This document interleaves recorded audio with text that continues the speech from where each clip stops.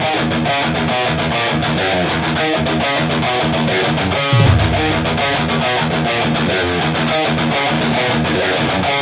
are ready and waiting for you now. If it's a fight that you deceive, we've acquired our strength through pain. No more are we pathetic game. You are the reason why we claim that we've all become this way. And I regret this prison that I created for myself. Music is Live podcast. This is your host, Lou Mavs. Check out everything you need to know about the show over at musicisLivePodcast.com. My guest today is Mr. Stephen Nemeroff, the lead singer of the band Left of the Slash. Like me, Steve got his start in New York City, where he's originally from. He made his way out to California to really make a dent in rock music today. I'm really happy to have him on the show. It's good to know that there are still people out there who believe in rock music, want to promote it, and want to write it, and want to record it, and tour behind it, perform it, and just bring it back to the people. This podcast makes it a point that all art is valid, but let's not forget the rock. Thank you so much, Stephen, for joining me today. How you doing?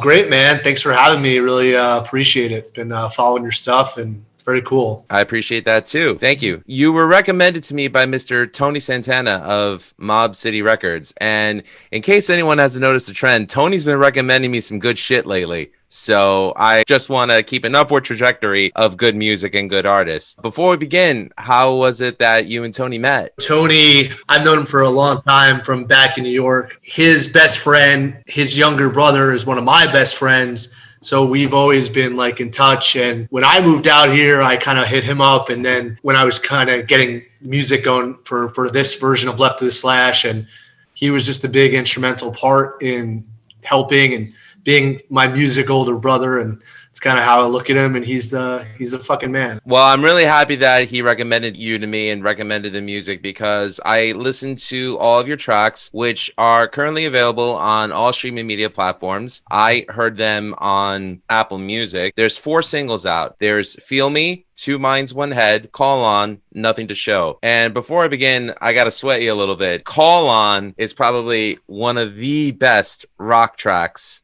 that I've heard all year. So much of it reminded me of stuff that I grew up in the 90s, but it's got dynamics of stuff that I grew up listening to the 70s. I hear a little Pumpkins in there. I hear a little Soundgarden. I hear a little Clutch. I hear a little Black Sabbath. I even hear some other obscure bands of the 90s like Therapy. And it's funny, and I grew up in the hardcore scene in New York, but I loved a lot of the band of the 90s because they weren't afraid to experiment. I get that from Left of the Slash. Thank you for doing that. What I love about your music the most is that, you know, you take your influences, but it comes out in an original package, like a band that I never heard before. Whatever you're doing, keep doing it because it's working, in my opinion. Thank you, brother. I mean, those are some really kind words. Yeah, we actually just released our next single, or latest single rather, on Friday. So that's called Never Let Go. That's available on all streaming platforms as well. Call On's an interesting one. A lot of people are saying, hey, that's Pumpkins-esque. There's some Jane's Addiction in there. I see you're wearing a Floyd shirt, a Dark Side shirt. It's actually a Legend of Zelda shirt.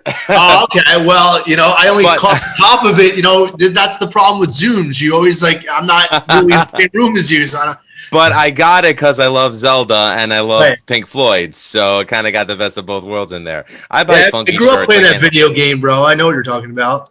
I love Zelda. I mean, that was my shit growing up. I mean, took me forever. Took me 20 years to beat Zelda 2, but that's neither here nor there. We're here to talk about Left of the Slash. We're not here to talk about Zelda. So anyway, but again, thank you so much for coming on the show. Again, I emphasize for Call On, I really dug the groove that happened as soon as the song switched up. So I definitely, that attracted me because I'm a huge Clutch fan. So I was really, really taken aback with that. So good job on that. Appreciate it, man. Thank you for no problem. As I ask all my artists that come on the show, if you could please provide some backstory. So Aaron, your publicist, sent me your press kit, and very well written. And it stated that you're from New York City, as you mentioned originally, and that you formed the band originally in 2005, currently based in California. So I remember the musical landscape in New York in 2005. There were indie bands trying to make it thanks to the success of bands like Modest Mouse. Right. Emo bands trying to be the new MTV darlings and hopefully getting signed to Victory Records. And cover bands and tribute bands being the only bands to get gigs on Long Island. Yeah. Unfortunately, some other boroughs that were popping at one point, like Queens and Brooklyn, kind of died out. But, obviously there's a big resurgence of live music in Brooklyn. So I want to know what life was like for you as a musician in New York, and what was it that made you want to come all the way to California? So started writing music when I was like 13, and then got into taking it to another level when I was around 18, 19 years old. And that kind of translated into what Left of the Slash, I guess 1.0 was me on guitar and bass player, drummer. And we were playing places like Sullivan Hall, the Lions Den before it was Sullivan Hall. We played there a lot, places like the Pussycat Lounge. I don't know. There was a lot of places that in New York, and it was real fun. At that point, I was so young that my voice sounded a lot different, and I couldn't really sing the stuff that we were doing. So we were just kind of like an all instrumental band. We were always kind of looking for a singer, but we always loved the sound of a trio. And it was hard to bring someone else in with the personalities we had to add a fourth person in. It just didn't really work. So we were like, you know what, fuck it. We'll just leave it as instrumental, and the people that got it. And then for whatever reason, it just wasn't working out at that point, and we decided to go our own ways. I was living on Long Island at the time. Then I moved into New York City full time, lived there for about 10 years, really didn't do anything with music at all. And then about 3.5 years ago, moved out to LA, and I hooked up with Win Davis and Steve Ornest at Total Access Recordings in Redondo Beach. They kind of really just took me under their wing with Tony. We just kind of just started making music, because it wasn't about really having a band at that point. It was more like, if you have songs, it's a totally different world now, in 2020, 15 years later, where it's just easier to really make music if you have music written, right? And for me, I've really arranged the music over the years in my head to a degree that I know what everything is going to sound like. So that album that you're listening to and that's being released in singles, it's really my life's work in a lot of ways coming to life. I'm just kind of still blown away of how it really came out, and the responses that we're getting for connoisseurs like yourself that really know what they're talking about. And it just means the world to me, and it really motivates me to just keep making fucking music. If anything, that's what it's about. It's about some people that get it. And is it the same stuff that's on the radio right now? Not yet, is what I would say. And it has been at the same time, because I remember a time where I was listening to K-Rock in New York, and it'd be Pearl Jam, Stone Temple Pilots, Smashing Pumpkins, and that was the music, right? And that's what people listened to. And it was popular then, and why isn't it popular again now? And I think the reason is, it's not that it's not good music. I just think that there aren't enough bands really driving that ship. And once there's more of a movement or whatnot created, and hopefully that we could be a part of it, I think that it will be pop music again, especially the way it'll translate live. And it'll translate live better than some of this other music out there, which I love and I listen to with my wife all the time, and it's great. But I've seen some of these bands live, and it's hard to replicate having 15 guitar tracks and 10 vocal tracks on a live band. What I've found is that, a lot of the music sounds better in the studio. Our music, we're going to try and make better live. When Soundgarden played a show live, you'd be like, whoa, that was much better than Bad Motorfinger. And Bad Motorfinger's a fucking amazing album. But it's my favorite. What they did live blew that away. And that's what we're trying to do there. I love the attitude. I think it's fresh and refreshing. I have nothing against really the music that's out today either. I find it formulaic, but that's always the problem with everything. It becomes formula. I'm always looking for stuff that kind of sticks out from what everybody else is doing. First of all, calling me a music connoisseur, thank you. You're too kind. I didn't expect that. I've never been called that before, but I'm just a fan and I love good stuff. But thank you. No, of course. It's not that I dislike what's out there at the moment that's popular. It's, for me, I'm always looking for something different. Popular doesn't mean that it's bad. Even if it's good but it's not popular, that shouldn't discredit it. To me, it's it takes somebody time to write the stuff, record the stuff, put the stuff out there. It's refreshing for me that you're doing that right now with Left of the Slash. I would like to see others follow suit and not be afraid to pick up an electric, not electronic, an electric instrument and really make a dent in the fabric of alternative music. I would like to see organic rock music make a resurgence. Yeah, for sure. That's very well said. I definitely would agree with it. And again, like, it's no disrespect to that music at all. It's just, it's not stuff that I make. And I just feel like that, you know, I listened and studied a lot of this music, you know, Nirvana and all this stuff. And I just feel like that there's still like a lot left to put out of that type of music. I agree. Yeah. Is Nirvana your favorite trio? I don't know. I mean, it depends what day you catch me. It's like, it could be Double Trouble with Stevie Ray Vaughan. It could be Rush. It could be Dinosaur Jr. Dinosaur Jr. right now is probably my favorite trio for the last couple of years. Nice.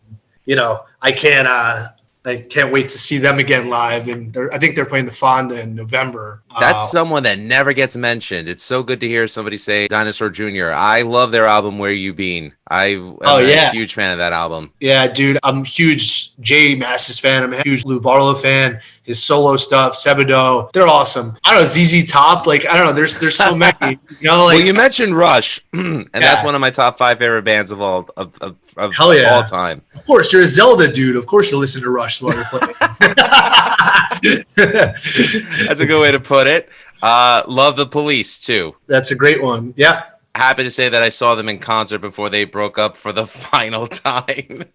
I saw Cream. I did see Cream, and that's one of the original, like, real rock trees. Oh, was it at one of the Garden shows, or did you actually go to England for that? In the Garden. I saw, in the same week, I saw Cream and Nine Inch Nails in the same seats that I got given.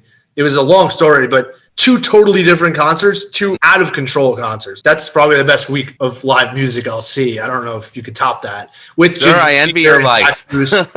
Yeah, Clapton, Ginger Baker, Jack Bruce, and I'm like, shit, like, you know. One lineup I would love to have seen, because I know that Ginger Baker and Jack Bruce actually did an album with Gary Moore back in the day. I would have loved to have seen that live. But, you know, not taking anything away from Clapton.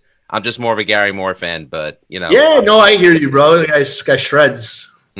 Rest in peace, good sir. Yeah. And you mentioned the Lions Den, Sullivan Hall. I played there before, and that was such a great venue. I miss it. I miss playing there. Yeah, they were so kind to us. We could bring people sometimes, and then sometimes you couldn't, and they kind of kept up with us. And then at the end, they're like, look, are you really going to bring 100 people? And I'm like, I don't know, man. I don't want to lie to you. You're like friends now at this point. Like, you know. It's always a crapshoot, because it's like, you know, you're trying to build a following, but you know, they have to understand that it's not always your friends that are going to come to shows.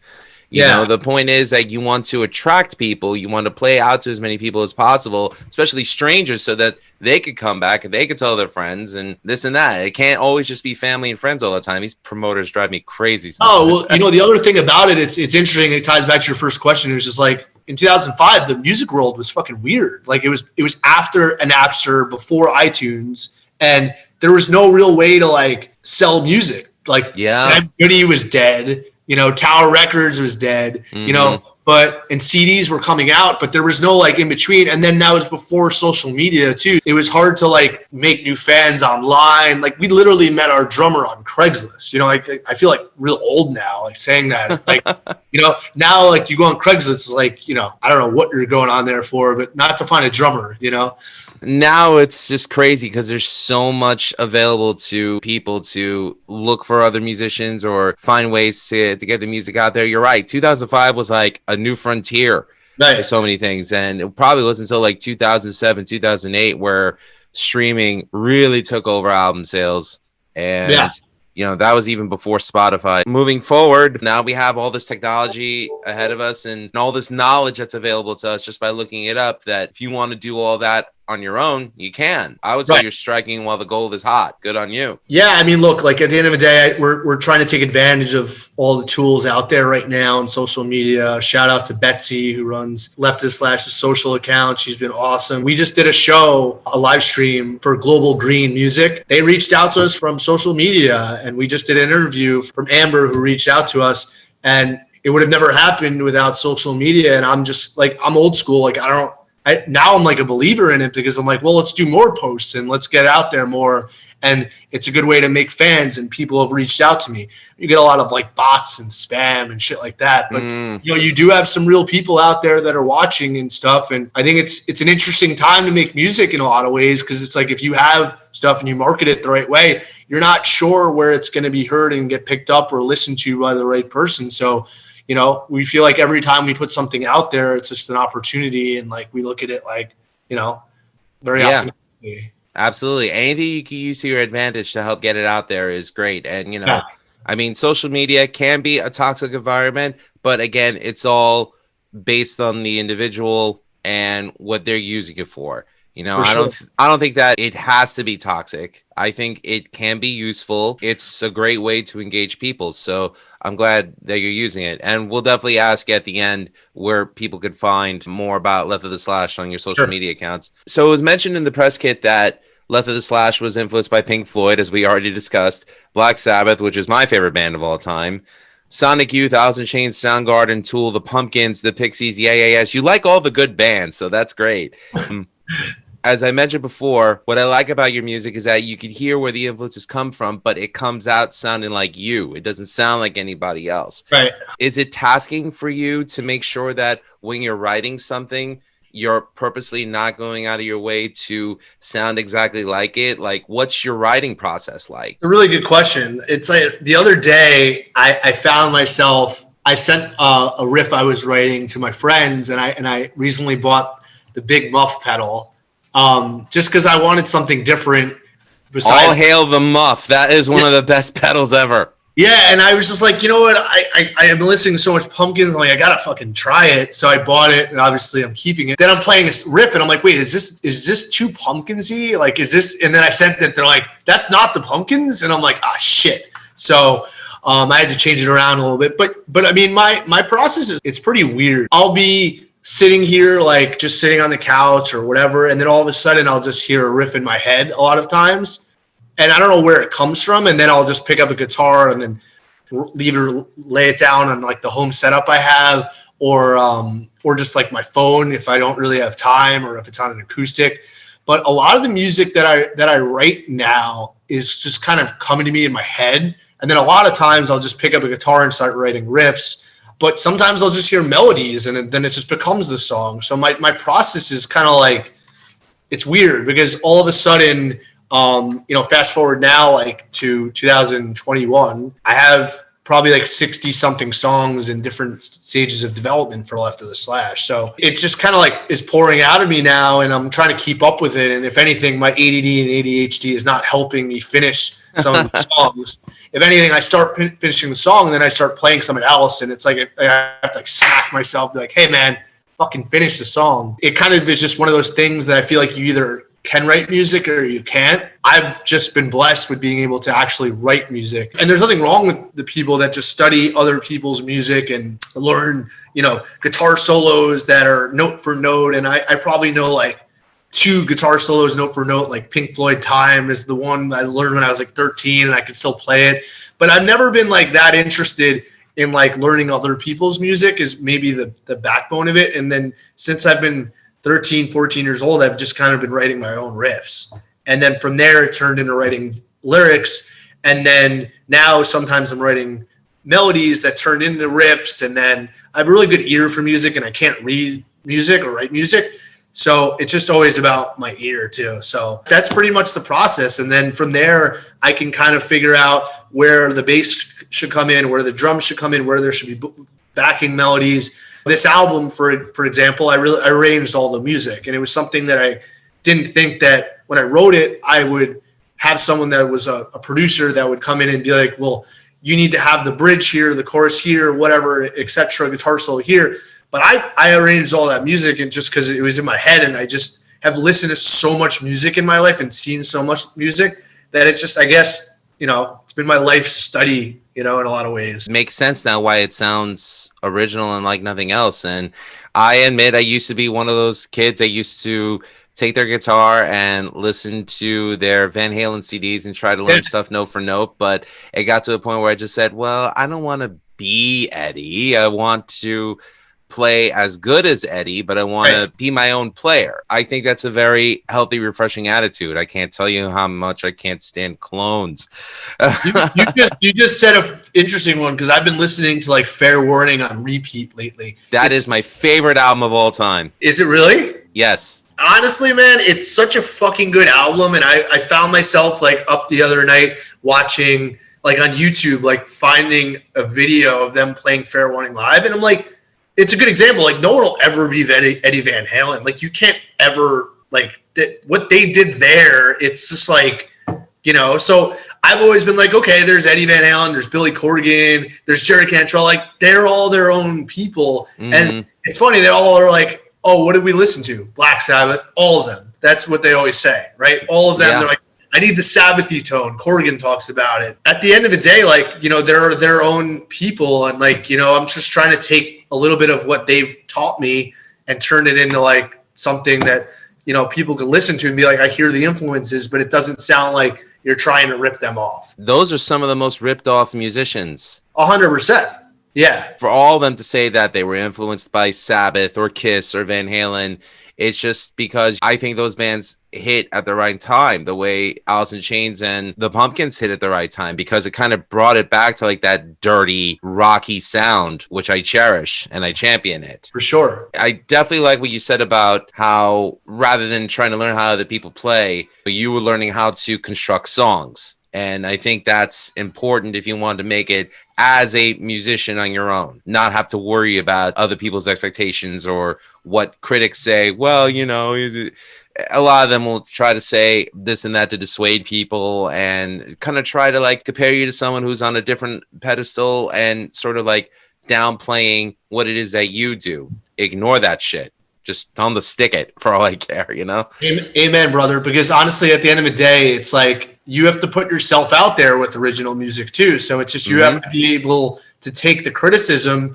and not from like your friends and family that everything you're going to send them, they're like, oh, that's fucking great. That's amazing. I as much as I love my family and friends, but I'm like, can you guys just be straight with me? Like, it doesn't help me if you tell me that it's great when it sucks. It's not good advice, you know. It's just like if you're going to tell me it's great when it's not, just because I'm whatever to you. But that's a good point, though. I think what's hard for people who write music is the risk of being like let down that it's not good enough. So it's much easier to just not write music in that regard and not put yourself out there. I'd say just write it and put it out there, and just always remember that validation is not nurturing. Yeah, for sure. And like, look, what I would say about writing music and putting it out there from someone that just waited their whole life to really do it the right way, you're never going to know until you do it. So if you're going to want to live your life and regret that you like could have done something or whatnot, which I have done, the best feeling in the world is like having people like you like approach me and be like, they want to talk about my music. You know, it just makes me want to do more of it. So my advice to people like that would be like, just do it. And the worst thing that happens is that it's not well received, and at least you did it. At least that you know that you can do it. And if you love it, keep doing it. Exactly. Well, that's, yeah. I could tell, though, there's a simpatico there between you and I in terms of how we approach music, which is great. I also want to ask you about your gear. What do you use? My main guitar is a Lone Star Strat. Got it in 1999, and that was, I think, the last year that they were making it. Now they discontinued it. I kind of made it into a, you know, Frankenstein version of it, and like had a Floyd Rose on it, and put a Schaller pickup, a tremolo system on it, replaced all the knobs, tuners. It's been my main guitar forever now. I mean, I've had it for over 20 years now. So that's cool. Yeah. And then I have this PV Signature. I did a bunch of the songs with it. It gets a lot of like the lower end more. It's more like a Les Paul kind of feel. What I used to play, and what I still play, and I recorded a lot with it, was I used to play a Mesa triple rectifier with a 412 cabinet. Now, I still do that when I record at Total Access and whatever. The main pedal I'm using in pedal and preamp is a Diesel VH4, which I don't know if you've ever tried that. I haven't tried it, but I heard Diesels are sick. Well, the amp, I actually, in one of the songs, Steve Ornest had it one day. It's like a $5,000 head, and his friend was letting him use it. So he's like, I'm like, can we record with that today? And the head is like, it's made in Germany. It's like the craftsmanship is wild. But they make this pedal that's like $300 that I got in New York years ago. When I'm like, look, I live in New York City. I can't have a Mesa triple rectifier 412, or I'll just get put on the streets. By the or you'll get so many summonses, it's not even funny. Yeah, you just couldn't even turn it on, so I got rid of that. And then that pedal is awesome. And then use a Crybaby, Digitech, Digimami, Boss Flanger, Boss Phase Shifter, EP Booster, Compressor. That's pretty much it. He's all set up, ladies and gentlemen. He's got good shit. That's why it sounds as good as it does. Some of the pedals, well, it's, and I'm just kind of tweaking some of it because we're about to start playing some live shows. So I'm getting that figured out. But yeah, no, that's it's a great little pedal board, and it does the trick for sure. One thing I want to say is that in a day where music sounds so compressed as fuck on streaming media, your music doesn't suffer that. It actually sounds like there's some warmth there. Like it sounds that it was recorded to tape and not digitalized.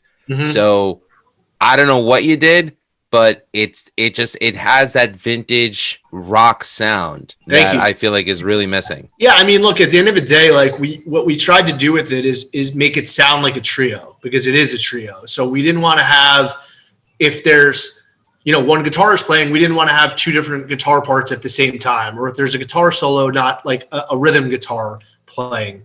And from that, we just didn't really try to overproduce the music, and we wanted to be more about the performances from the vocals to all the instruments that we just, luckily I was able to play with some insanely talented musicians that were able to nail these complicated songs that they've never heard before, in, I don't know, a couple hours rehearsal by themselves, and then come in and just nail the songs. I mean, it was just kind of wild to watch people that really haven't been living in my head my whole life, here, bring this music to life. And and I guess shout out to Aviv Cohen, who played drums on 6 of the songs. Shout out to Alex Lugua, who played drums on the other 4. Shout out to Julia Log, who played bass and sang on all 10 songs. And shout out to Thomas Caja, who I haven't mentioned yet, who Lip Studio in downtown LA. He produced and recorded 4 of the songs with me, with Tony. And we just we had a lot of fun with it. And I think that it kind of translates to the music where we're not doing so many different takes in the music, and a lot of like the vocal takes, we tried to just get in a couple of different performances. So a lot of the stuff you can hear some imperfections, which kind of, I've kind of been able to think of as a Jay Massis or Neil Young blemish in my voice, which I'm not giving myself credit that I could sing like them, but their singing was never perfect, even Kurt Cobain in a lot of ways. So I tried to like keep it where it's like, I didn't want to cut through every other word and just keep punching in, or it would sound that it probably wouldn't have had the sound that you're talking about. Well, look, it's rock and roll. It's supposed to sound dirty, and if it doesn't, it ain't rock and roll. So yeah, you just said it way better than me. 40 years on this earth, I should know something.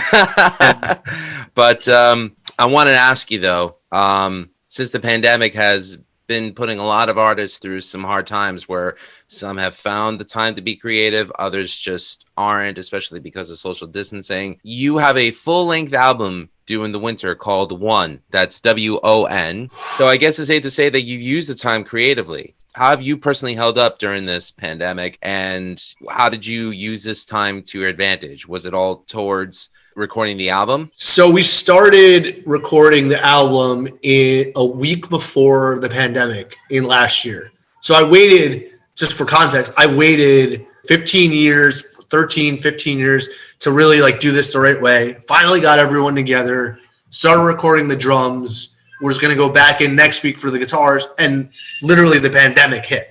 So I had to stop for 3 months, and I got real, I don't know if I was depressed, but I was pretty pissed off. I was just like, fuck, man, I waited my whole life, and now I finally got it together, and now I can't be in the same room as people. And it's I don't think anybody would blame you for feeling that way. Yeah. So, you know what, rather than feel sorry for myself, I was on the phone with Steve or Ness one day, and I'm like, look, he's like, look, we can record this, but we're going to have to be in separate rooms. We can't be in the same room ever.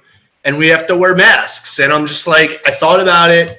I talked about it. And I'm just like, let's fucking do it. Like, I need something, like, I can't just sit around and wait for a global pandemic to end because I can't control that. But this I could actually control. So we just kind of started cranking. And like, I think around this time last year is when we really started like getting it going. Then from there, when I wasn't recording the album, I was finishing the lyrics on some of it, finishing some of the instrumentals were already kind of done for the most part. I think they've been done for a long time. So it was more just finalizing the vocals and the lyrics and figuring out where the harmonies would go.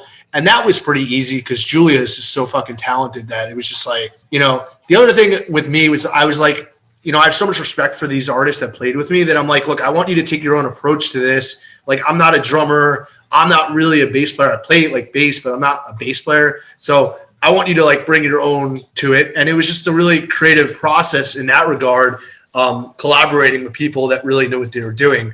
And then from there, I just started writing a lot of music from it because I was just inspired. And then I started to hear some of the music when it was done. And I'm like, shit, like, that's what it should sound like, and I could do this. So from there, I just kept writing and writing and writing, and I probably wrote 20-something, 30 songs over the last year. So, I mean, in various stages, again, like what I was saying before, some of them are, the riffs and they're missing the vocals, or I just have the harmonies. A lot of people were saying how it was hard to feel inspired. And for me, it just happened that I was recording while this was going on, and I had my own inspiration for it. But I feel like that, like at the end of the day, like, my favorite bands, like Pink Floyd, for example, have always been able to highlight, the negative emotions of human beings and really highlight that, and then make inspirational music based on that. So I always found that when times are really good, it's hard to make music. When times and there's more turmoil and like, and there's stuff pulling you back, I feel like that's when like the best stuff comes out, for me at least. But like, I've seen some like EDM guys that are like, they can't make happy music in the pandemic. And like, I love EDM music and like, I get that. But for me, I've always like Black Sabbath, Floyd, Tool, like, it's about stuff. It's uncomfortable feelings and your emotions is what they talk about. Right. And that's what I always found really the most interesting versus like sunshine and lollipops. It's just not that interesting to me. Well, unless you plan on rewriting Sugar Sugar by the Archies, right. Yeah. You think you're in the wrong field. Look, like I'm in a wedding, like I love that shit, but like, most of the time I'm not, it's that's the only time I will accept listening to novelty songs like How Bizarre by OMC. I don't want to hear it in my car. Yeah, that's a good one. Yeah, no, for sure. I can't believe I went that far back. Oh my goodness. Anyways. Yeah. You're not too much older than me. Come on, bro. Man. That's okay. I can laugh about it. I need to ask you, what are your favorite albums from Floyd, Sabbath, and Tool? Okay, well, that's a really good question. Fan to fan, so. Yeah. Floyd so Pink Floyd Animals is my favorite album of all time. It has Dogs on it by Pink Floyd, which is my favorite song of all time. Mm-hmm. And I think that band at the time was the best band ever. So that's an easy, the Floyd is easy. Sabbath. It could be any lineup. It could even be from the Dio years. I think Volume 4 is probably, recently, I mean, I don't know. I can listen to Supernaut on repeat for like fucking days straight and it doesn't get old. That's recently, one of the I was greatest reading ever. that recently I was reading, and I'm a huge Frank Zappa fan. There was a whole story, and I'll send it to you. It's pretty cool. But he was talking about how he was going to open for Black Sabbath at the Garden, and then Tony Iommi was having a bad night, and he just wouldn't let him on. But he said that Supernaut was the best riff ever written by anyone. Mm-hmm. And I was like, you know what? That's the fucking riffmeister, Frank Zappa right there talking. So he knows his shit, and he doesn't really throw around compliments too much. So I would say Volume 4. And then you said Soundgarden? Tool. So I think Tool is my second favorite band. I hate giving orders, but I think it's like Sabbath 3 and Tool. But then it's like Alice in Chains, Soundgarden, and the Pumpkins, are right there. So it's hard. I don't like to rank, but I think Tool is neck and neck with Floyd and my favorite bands. I didn't start listening to Tool until I was much older, like 2005. So my friends at the time got me into it, and I was like, well, they're probably just too heavy. I saw that sober thing, like me. I don't know if it's like for me. And then I just started I saw them live, and it just changed my life. Like to this day, I listen to them more than probably any band by far.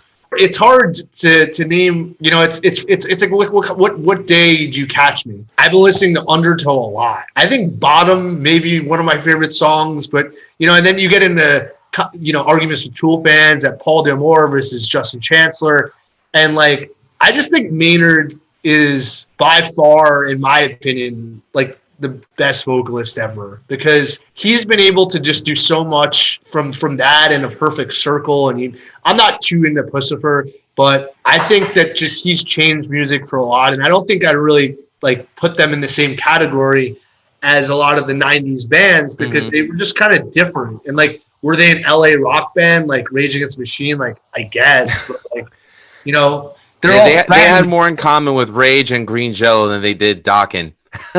Yeah, exactly. And so, I don't know. I mean, I love 10,000 Days. I love Lateralis. They're all just fucking great albums. Even their newest album, I haven't listened to it obviously as much as I've listened to that, but it's awesome. I love the new album. I'd have to say, in response to you, for me, Floyd, and you're going to think I'm crazy for saying this, but I have to say Division Bell, because High Hopes, every time I hear that song, it gets me. Gilmour is my number one of all time. He's one of the greatest, and he's the god. He's on the Mount Rushmore, 4 Mount Rushmores for me. He's my number one. And he plays simple, but can you copy that feel? He doesn't play simple though, because so that's where it's if you're looking at it on a tabs, right? You're like, well, I could play that, but then I'm like, okay, so you play it, and then he'll play it. And there's so much blues and soul in his bends and his riffs. It's because it's really an extension of his voice. And his voice is one of the best voices of all time. Oh, yeah.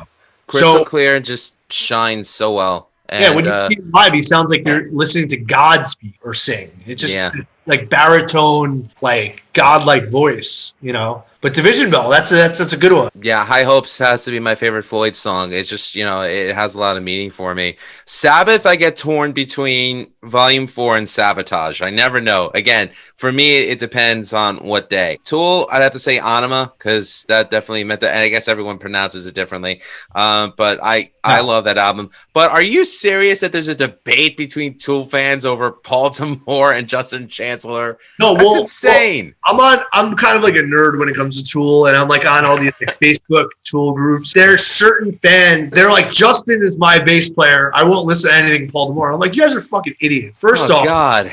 Yeah, there's a lot of opinions out there, is all I'll say. Just enjoy the music, man. Come on. Exactly. They're both very different bass players, and we're all just lucky that they both got to play on different stuff.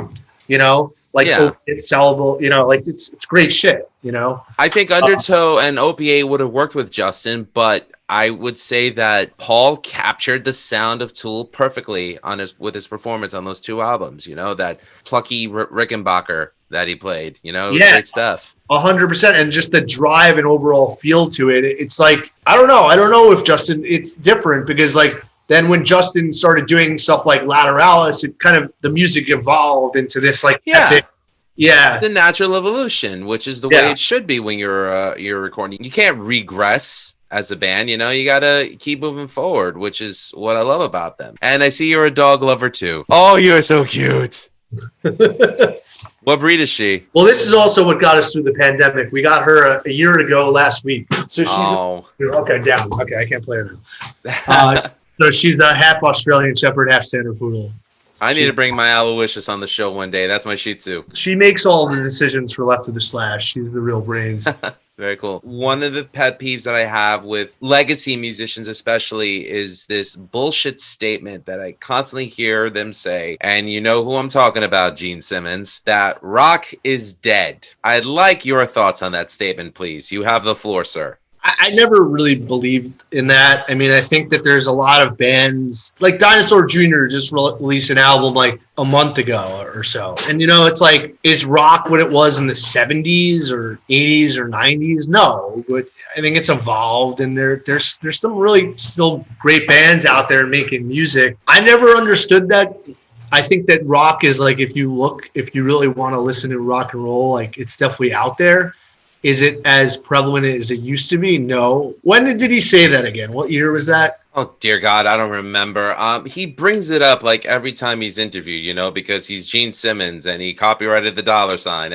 And I love Kiss, don't get me wrong, but sometimes I hear Gene talk and I'm just like, Jesus, dude, shut up. Like rock is not dead. Rock, the way he remembered it, I think, is dead. I look at it this way. You take a lot of the bands from the 70s that had crazy writers, that had, drug bills the size of a freaking baby's arm that, they would write off as tax write-offs and things like that. They were spoiled. They were enabled. It's not like now where it's like artists have the capability of doing everything on their own, so that this way there's no record label, there's no middleman to try to take a majority of their earnings. So I would say maybe rock or the music industry, the way he knew it, is dead now, but there's still artists out there that are thriving. There's still artists out there that are doing it their own way. Sure. And they're succeeding at it. Just because it's not in the mainstream, just because it's not the flavor of the month or popular or whatever, doesn't mean that it's not working out for the creators of said art, in my opinion, at least. Yeah, for sure. Personally, I think the live music scene is going to make a huge rebound, and there's going to be a huge resurgence for people like me and you that love to go see shows. I just think that now people are fully vaccinated, and today in LA, you don't have to wear masks in a restaurant. And, it was kind of weird seeing that before. But I think what's going to happen is people are going to get the bug to like really want to go see live music even more and more. And I think stuff like EDM and I think rock and roll music are going to do really well from it, because I think people need that escape.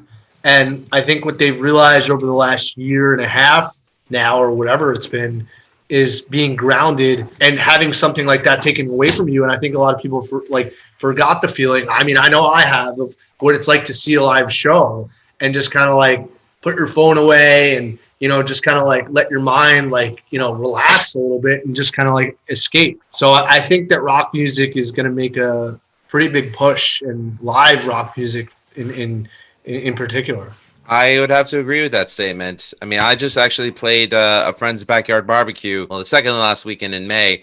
And let me tell you, there's people that are dying to get back on stage. There's people that are dying to go back to seeing shows. So I would have to say that you're right. Let's hope that happens sooner than later. Hell yeah. As I mentioned before, today's day and age, you have information available on the internet for artists, musicians to take advantage of learning about self-publishing, copywriting, and ownership of their art and self-releasing. I appreciate the fact that you self-release your music, as I noticed on iTunes that on the bottom there's no record label to it. It's all self-released. Rather than be dependent on a major corporation to develop you're doing it on your own terms. You're currently working with Symphonic Distribution to distribute your music and videos. You have a great PR team that helps you out. Has that system been working well for you? And is there any plans on wanting to make it to like a Sony or Capitol or anything like that? Yeah, I mean, look, like right now with this album, and especially releasing it at the time of the world and the music industry where it is, it was kind of like a no-brainer to just release it as an independent artist, because personally, like, it was either that or keep talking to record labels and whatnot. But look, at the end of the day, the music industry is in a very strange place right now with what just happened in the last year. So I'm not really going to let that slow down what we're doing, at the end of the day. So we kind of made a decision that we're going to release it as an independent artist. We got introduced to Jason Jordan at Symphonic, and they've just been awesome. And it's been very easy for us to release music and get it out there on I think 45 different digital service providers. It's been really easy for us to get it out there. And, we've had companies like Tinderbox Music, John DeLong, to really help us with the promotion there. I'm not ruling anything out in the future and whatnot. And right now we're just kind of having fun and getting the stuff out there. And, having conversations like this. And at the end of the day, we'll see what happens. Another thing that I like about what you do is that your artwork, it's simple and effective. You have the gas meter pointing towards E with the name of the band around it. The imagery holds up very well with the music. I assume that the art direction is all you. That's all you're planning. I thought of the name. I sketched out the idea of what it should be, and it's always been in my head. And then recently, we actually got it professionally done. But yeah, I mean, I came up with the concept like a long time ago. So basically, Left of the Slash was from a Seinfeld episode, actually. When, I don't know if you're a Seinfeld fan. No, I love Seinfeld. I'm trying to remember which one it was. So you remember the one when Kramer, he was test driving the car and he wanted to see how far he could go without getting gas? Yes, yeah. And he goes to the guy, he goes, no one's ever been this far left of the slash ever. And I'm like, wait, left of the slash? I'm like, I'm like, wait, and to me, it always meant like it's a play on words of like perseverance, because it's like when you think that you have nothing left in the tank, you're still driving, so that you still have life, but you have to make your decisions like wisely, but you also have to like be resilient and not just give up and say, I'm going to run out of gas and that's it. So that's kind of what Left of the Slash means to me. But yeah, I'm a big Seinfeld fan, so it came from Kramer in that episode, which is, no one really thinks that that's what it is, but I'm like, yeah, it's what it is. I absolutely love Seinfeld. Frasier was my favorite sitcom of the 90s, but I love Seinfeld. What are some of your plans that you have with promotion for one once it's released? Are you looking to get it towards college radio through CMJ, maybe hit up some independent college radio marketing companies? Because I know college radio is probably one of the quickest ways to really build up a name for yourself. Having been a college radio DJ in the past with CMJ, I remember I was at my college radio station. I was the loud rock guy. We were breaking Shadows Fall, Killswitch Engage, and Mastodon, Lamb of God, a bunch of other bands that ended up becoming like the metal bands of that decade, 2000 to 2009. So sure. Is that something that you're planning? Yeah, we actually we did a college radio promotion with Tinderbox Music, and it was really well received. We did it a couple of I guess in the beginning of the year, and it was charting pretty well. We still have some relationships with those radio stations all over the country, and hopefully we'll play some shows at them when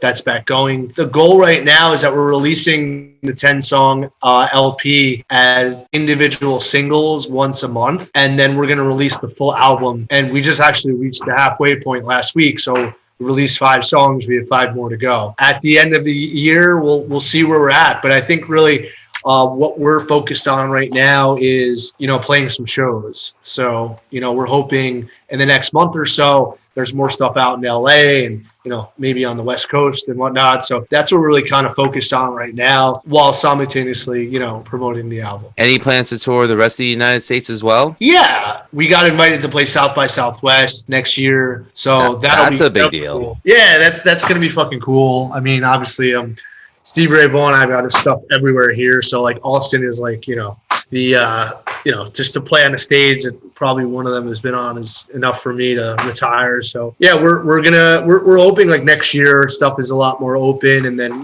there's the festivals for next year are a lot more they're happening in the earlier of the summer in places like LA. So we're just gonna try and play about as much as we can in the Q3 of this year and Q4, but it's really looking like Q4 at this point. Yeah, just try to have fun with it, and hopefully people can come out and see us, and they have fun too. I like to see you make it to like a fun fest. I think that's what it's called. That festival is most famous because that's where the original Misfits reunited, right. And it caters to a lot of like alternative bands, both in the alternative rock and punk and metal genres, where it's like if you play something that's in demand by just people who love music, like that seems to be like a festival where people really go towards. And I remember I watched a performance from the band Cave In, and I love their Antenna album, and they actually performed stuff. This is when they released White Silence, and great performance that they had there. So I would like to see that for your band, Austin City Limits. Stevie Ray Vaughan got broke. That's where he broke. I've seen that way too many fucking times. My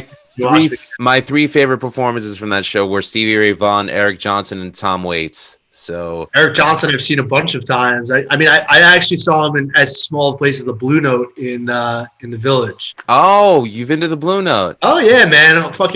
Well, rest in peace, Chick Corea. I used to see him all the time there. Stanley Clark, I love jazz, but I mean, Eric Johnson has always been like one of my idols. I mean, Oh, he's amazing. he's always one of those guys. At first I was like, oh, I'm gonna try and play Cliffs of Dover, and then everyone played. But then I'm like, I can't fucking play this like he can. And 20 years later, I'm still trying to play that fucking song. right, yeah, it's just I don't know. It's Eric Johnson's Eric Johnson and his tone and the way he plays, and there's still but he's from Austin. Yeah. Him and Paul Gilbert are two guitar players I'll never try to emulate because I can't. Right. They're just two. They're Paul Gilbert and Eric Johnson. That's why there's one of them. For sure. And that's it. But I've been to the Blue Note once, actually. I saw the Tommy Flanagan trio there. That was a great jazz show. There was Tommy Flanagan on piano. He had a drummer and a stand-up bassist, and great show. And again, back to the power of trios. So, we know how good they are. My final question, and before I begin that, I just want to say, Stephen, it really was a big honor for me to have you on the show and just talk your music and talk music that both of us love. I'm glad that I got to know more about you. I really hope that when people see this, they gravitate towards wanting to know more about your music. But of course, they won't be able to know that unless they know where they can find you. So where can the good people of planet Earth find more about Left of the Slash? I'd say our most active platform is Instagram. It's just Instagram at Left of the Slash. Pretty easy. We have all of our links on there, and we're pretty active on putting up content and aggregating all of the press and the releases and whatnot. So we have a really good team, and they're doing a great job. So I would go to Instagram. I'll make sure to definitely put a link in the description of the video. I just want to say, do you have any final words before we wrap this up? I don't know. We covered a lot, man. I would say the honor's mine. It's always refreshing hearing people that know what they're talking about talk about my music in a positive way and really being interested. And it definitely gets me inspired to keep making more music and keep showing people that are doubting what we could do, that we could do it. So looking forward for you to come see us live when that happens. Would love to. We're in New York? Yep. I'm in New York. Born and raised in Astoria, Queens. I live in Long Island right now. Wife, daughter, puppy. Help me.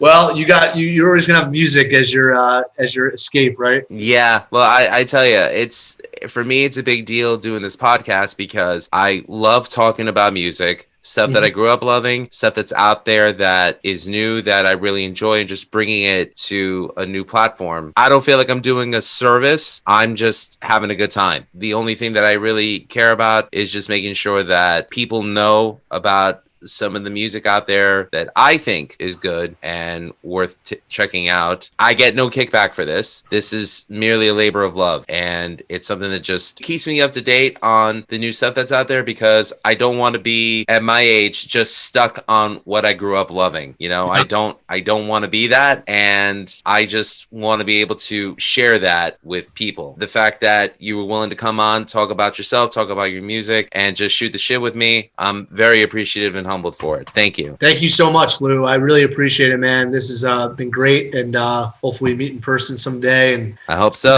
Have a great night, man. Thank you, man. Thank you so much. And if you ever do come back to New York, even to visit, hey, let me know. We'll grab a brew or something. Let's do it, man. Hell yeah. Cool. All right. Have a great night. Thanks a lot. If you want to check out more about the Music is Live podcast, check us out over at musicislivepodcast.com. And don't forget, also check out our parent network, ratsireview.com, and check out some of the other podcasts that are on ratsireview.com, including the one that I'm part of, which is the flagship show, Rat's Eye Review. Also check out Beyond Bushido, which is our pro wrestling MMA podcast. Check out Old Man's Metal Musings, where he talks about everything from metal to beer to hot sauce. And I challenge you, Old Man Metal. I heard you're a huge hot sauce fan, so let's have a 10-wing challenge. Whoever quits first, well, loses. Isn't that obvious? Also check out Suck My Balls, which is the South Park podcast. Oh, no reaction? Oh, that's the first time I didn't get a reaction for that. Are you want my reactions? I thought you were. Wow, he keeps it professional, ladies and gentlemen. That is awesome. I didn't know if you. I'm supposed to be on at this point, so I don't know. No, but every time I've said "suck my balls," I've always gotten a funny reaction. Oh, yeah, I love South Park. That's the shit right there. Ah, nice, cool. Anyways, I was saying, check out "Suck My Balls," the South Park podcast, and check out the Vieira Vault with Ralph Vieira, aka Dr. Fuck from Thrash or Die in Combat, and the Rock and Metal Combat podcast. And that being said, thank you for watching the Music is Live podcast. Steven, Left of the Slash, thank you again so much for being on the show. Thank you so much, sir. Have a great night. Thank you, you too. And remember, everyone, all art is valid. Have a good night.